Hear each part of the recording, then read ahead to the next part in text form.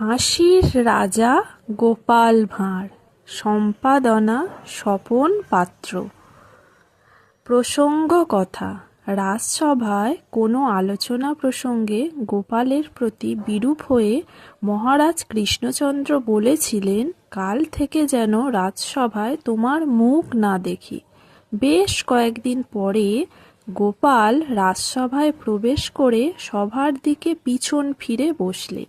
মহারাজ কৃষ্ণচন্দ্র রাজসভায় প্রবেশ করে দেখেন কে যেন একজন সভার দিকে পিছন ফিরে বসে আছেন। মহারাজ জিজ্ঞাসা করলেন, কে সভার দিকে পিছন ফিরে বসেছেন? রাজসভায় অন্য ব্যক্তিরা বলেন, মহারাজ গোপাল বসে আছে। সদম্ভে মহারাজ কৃষ্ণচন্দ্র বললেন, গোপাল, আমি তো তোমাকে বলেছি যে তোমার মুখ আমি দেখব না।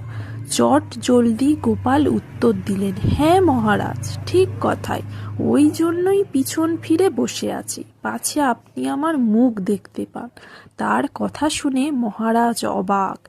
ইনি হলেন গোপাল ভাঁড়। কৃষ্ণনগরের কাছেই ঘুরনি গ্রামে এক নাপিত পরিবারে তার জন্ম হয়। ছোটবেলাতেই তিনি পিতৃহারা হন। লেখাপড়া আশাতীত করতে পারেননি। খুবই অভাব অনটনের মধ্যে দিয়েই সংসারের হাল ধরতে হয়েছে তাকে। তার বুদ্ধিদীপ্ত মন এবং বাক শক্তির জাদুতে কথার ফুলঝুরি ফুটিয়ে দিতেন। অসম্ভব মনের জোরে নিজেই নিজের জায়গা করে নিয়েছিলেন। এক সময়ে তিনি মহারাজ কৃষ্ণচন্দ্রের রাজসভায় চাকুরি পেয়ে যান। উপস্থিত তীক্ষ্ণ বুদ্ধি, রসিকতা, ছলনা, চাটুকারিতা, যুক্তিতর্ক সব দিক থেকেই তিনি মহারাজ কৃষ্ণচন্দ্রের মন জয় করে নিয়েছিলেন। এমন একটা সময় ছিল যে গোপাল অনুপস্থিতি থাকলে রাজসভা বেমানান বা অচল হতো। নিত্য নতুন মজার ঘটনা দ্বারা রাজসভা সরগরম করে রাখতে তার জুরি মেলা ভার ছিল।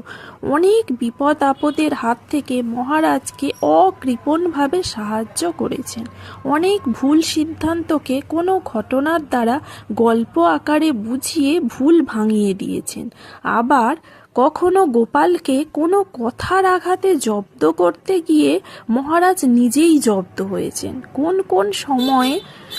কোনো সময়ে খামখেয়ালি নবাবের অন্যায় আবদার মেটানোর জন্য মহারাজ গোপালের সাহায্য নিয়েছেন এবং গোপাল সেই দায়িত্ব মাথা পেতে নিয়ে মহারাজকে সংকটাপন্ন অবস্থা থেকে বুদ্ধির জোরে